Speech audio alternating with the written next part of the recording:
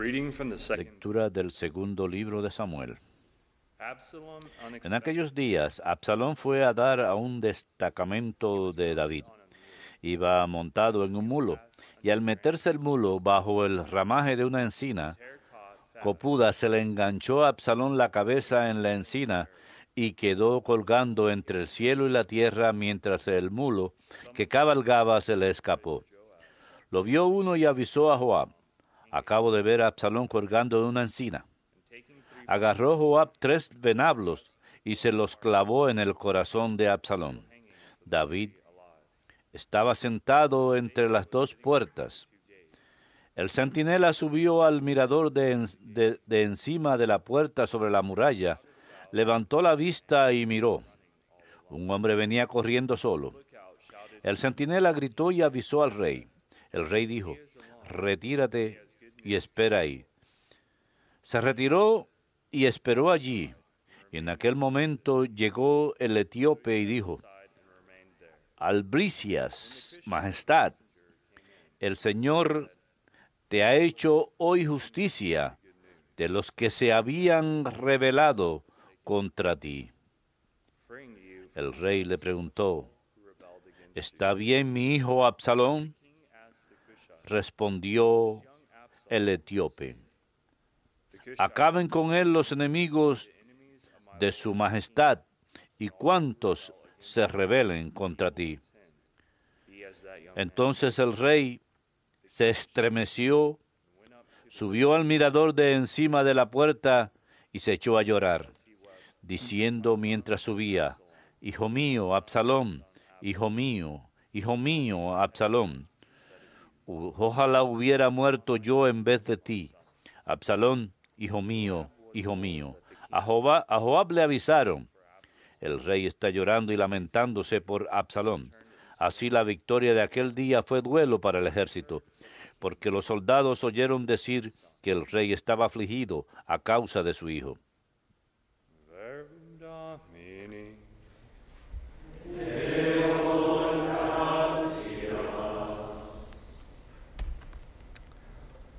Listen, Lord, and answer me. Inclina tu oído, Señor, y escúchame. Inclina tu oído, Señor, y escúchame. Inclina tu oído, Señor, escúchame, que soy un pobre desamparado. Protege mi vida, que soy un fiel tuyo. Salva a tu siervo, que confía en ti. Tú eres mi Dios. Inclina tu oído, Señor, escúchame. Piedad de mí, Señor, que a ti te estoy llamando todo el día.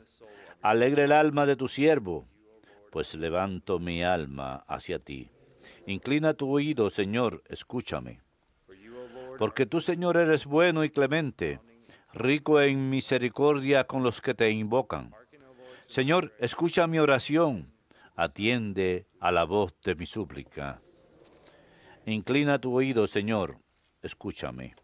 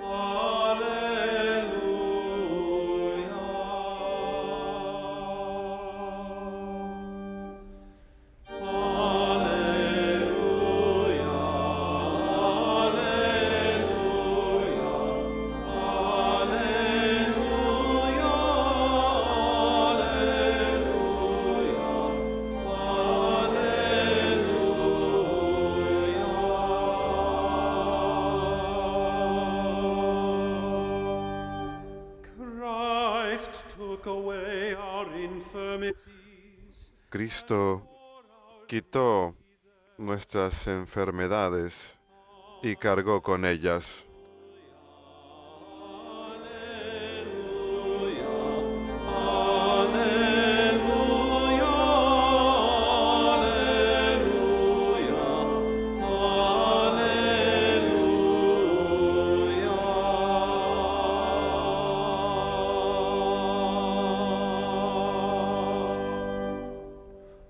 Dominus vobiscum. Et cum Lectio Sancti Evangelii secundum Marcum. Gloria tibi, Domine. When Jesus had crossed, En aquel tiempo, Jesús atravesó de nuevo a la otra orilla. Se le reunió mucha gente a su alrededor y se quedó junto al lago.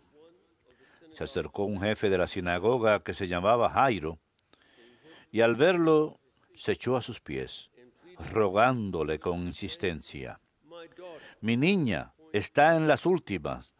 Ven, pon las manos sobre ella para que se cure y viva». Jesús se fue con él acompañado de mucha gente que lo apretujaba. Había una mujer que padecía flujos de sangre desde hacía 12 años. Muchos médicos la habían sometido a toda clase de tratamientos y se había gastado en eso toda su fortuna. Pero en vez de mejorar, se había puesto peor. Oyó hablar de Jesús y acercándose por detrás entre la gente, le tocó el manto pensando que con solo tocarle el manto curaría. Inmediatamente se secó la fuente de sus hemorragias y notó que su cuerpo estaba curado. Jesús, notando que había salido fuerza de él, se volvió enseguida en medio de la gente preguntando: «¿Quién me ha tocado el manto?». Los discípulos le contestaron: «¿Ves cómo te apretuja la gente y preguntas: ¿quién me ha tocado?». Él seguía mirando alrededor a ver quién había sido. La mujer se acercó asustada y temblorosa al comprender lo que había pasado.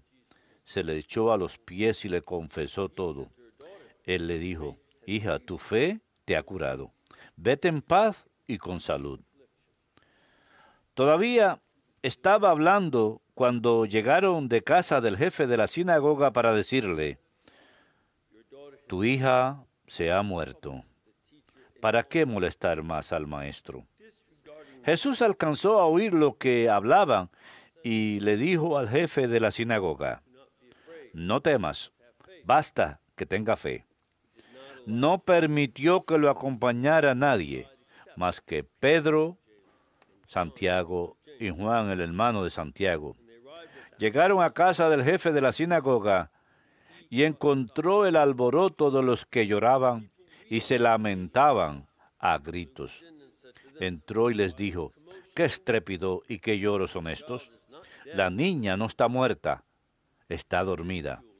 Se reían de él, pero él los echó fuera a todos, y con el padre y la madre de la niña, la cogió de la mano y le dijo: «Talita cume», que significa: «Contigo hablo, niña, levántate». La niña se puso en pie inmediatamente y echó a andar. Tenía 12 años y se quedaron viendo visiones. Les insistió en que nadie se enterara y les dijo que dieran de comer a la niña. Palabra del Señor. Gloria a ti, Señor Jesús.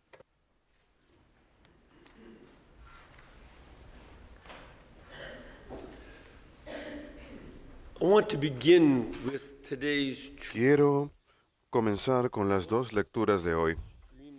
Las dos son extremadamente ricas, con la historia de Absalón y su muerte. Tengan en mente lo que acababa de pasar. Absalón se acababa de rebelar en contra de su padre y lo había hecho poco a poco. Tenía un plan. Iba a deshacer el gobierno de su padre al cambiar las decisiones en la corte. Él le decía a la gente: «El rey está ocupado, acudan a mí». Y él decidía casos que eran favorables a diferentes personas que podían ayudarle. Y luego, después de hacer esto, fue al sur de Jerusalén, congregó a todos para un banquete, pero de hecho estaba reuniéndolos para llamar a una rebelión. Y se unieron a él. Había tomado las esposas y concubinas de su padre en público, en la azotea. Y David tuvo que huir a lo que ahora es Jordán, el reino de Jordán. Y la batalla tiene lugar en Jordán.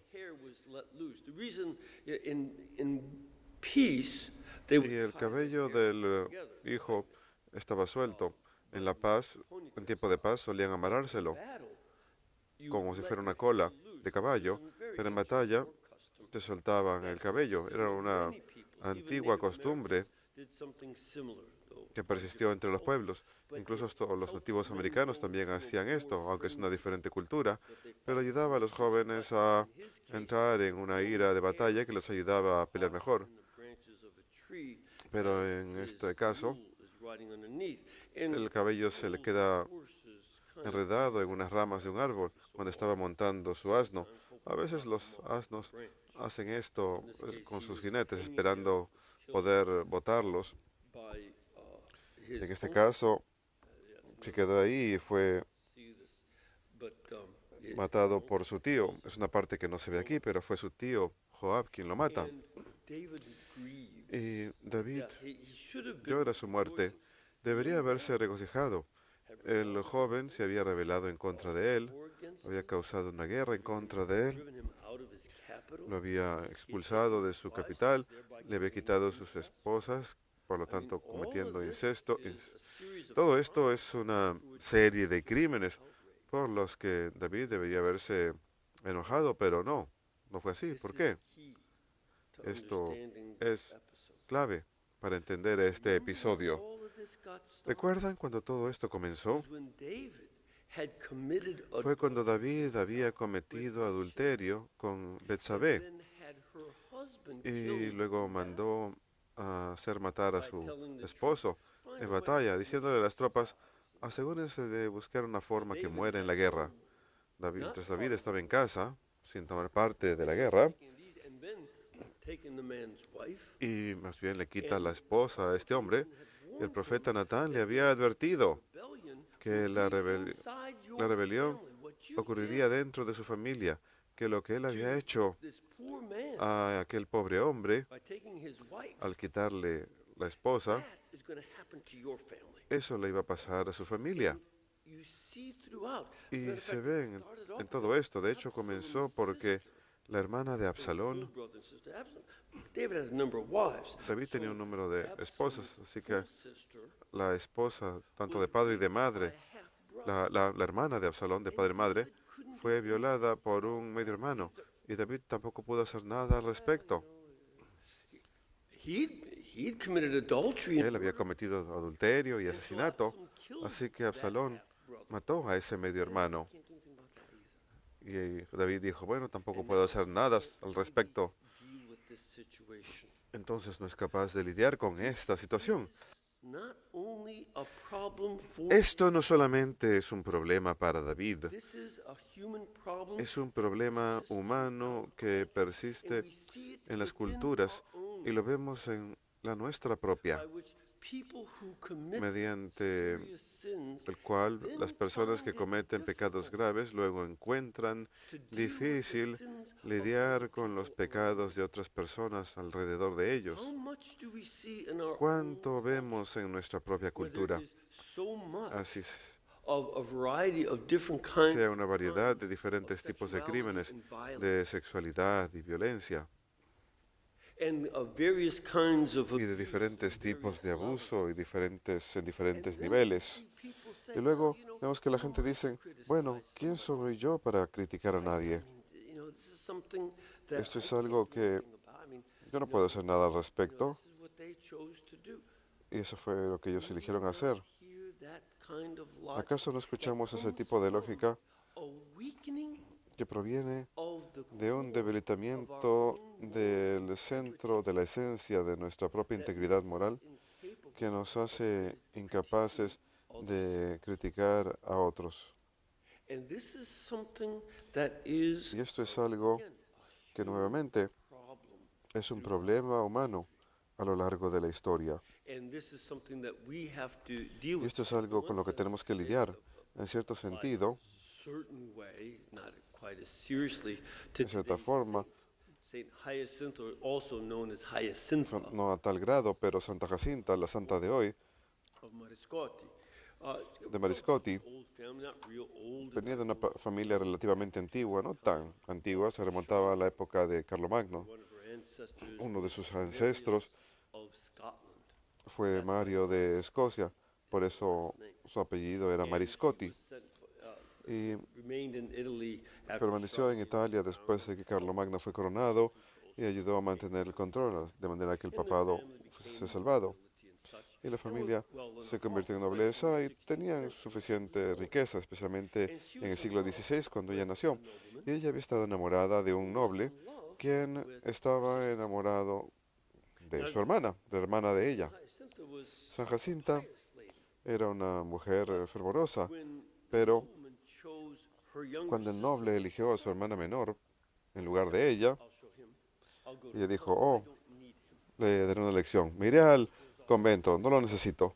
Así que se marchó al convento. Sin embargo, Because she's doing this como ella estaba haciendo esto por su propio sentido de orgullo, al haber sido rechazada, cuando va al convento, the life of no vive pious nun. una vida de una monja fervorosa.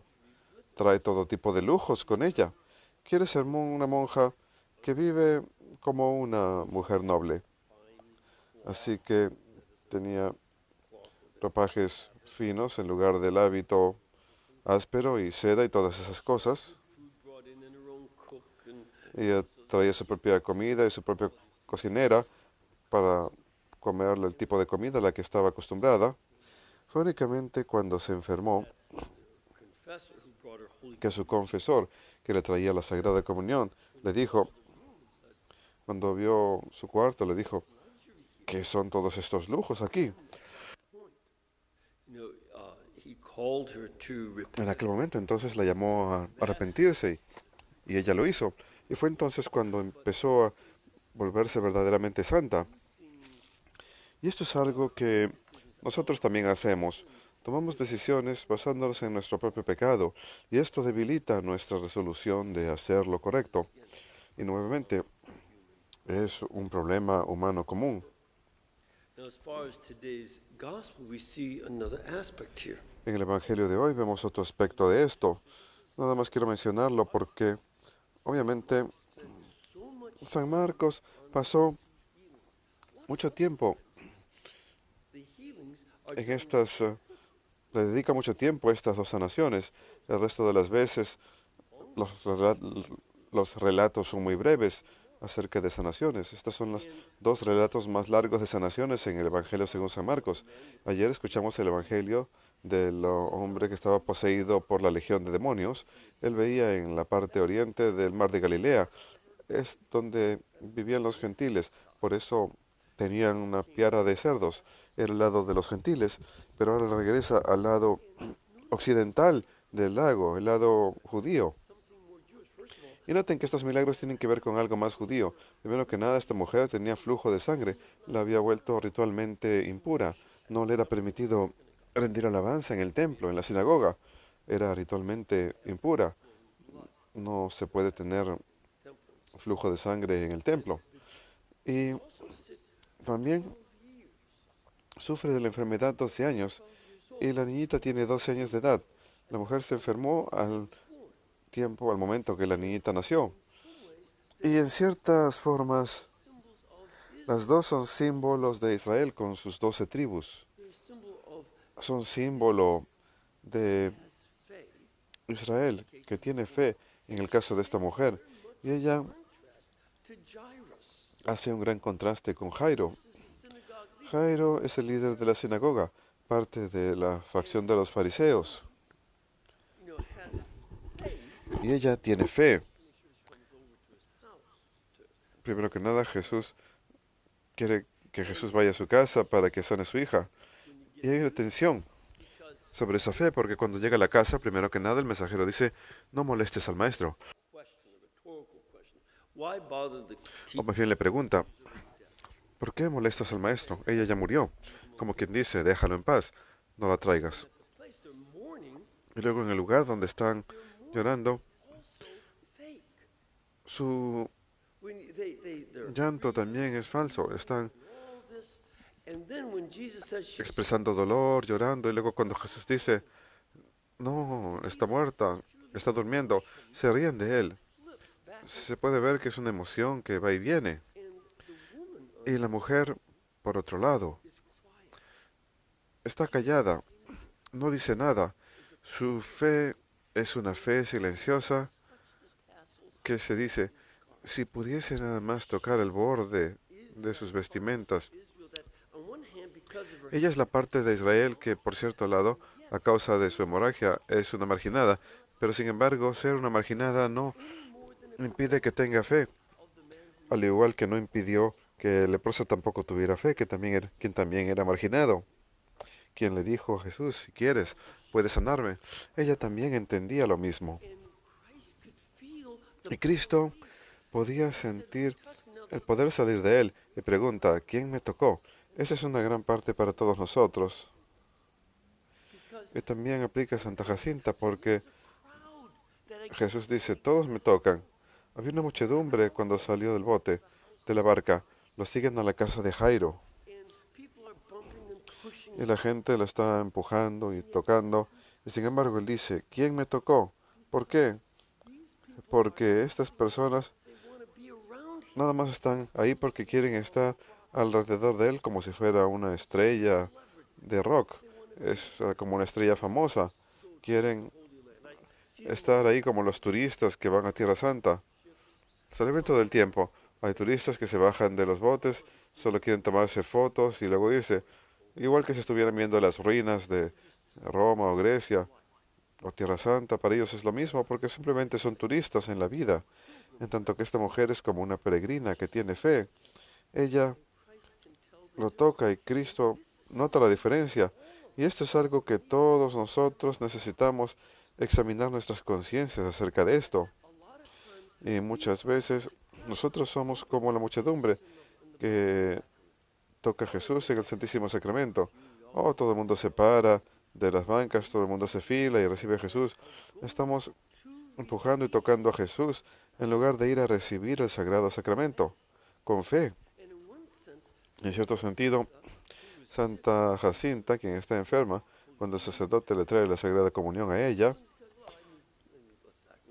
estaba haciendo lo mismo. Decía, "No, voy a recibir el Santísimo Sacramento porque lo necesito". Pero cuando recibe ese llamado al arrepentimiento, recibe el Santísimo Sacramento con fe, mediante el cual el poder de Cristo puede entrar en ella y transformar su personalidad.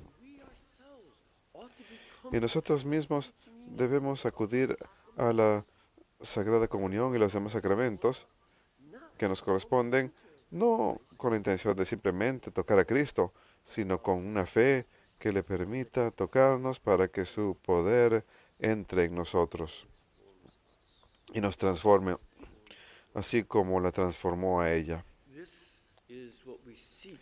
Esto es lo que buscamos, que recibir del Señor. Él es capaz de transformarnos en formas que van mucho más allá de nuestra propia comprensión. Y lo aprendemos de esta mujer en especial, cuya fe es más grande que el líder de la sinagoga, pero que nos muestra cómo recibir a Cristo cuando lo tocamos en las profundidades de nuestras almas y nuestros corazones, en este Santísimo Sacramento y los demás sacramentos también.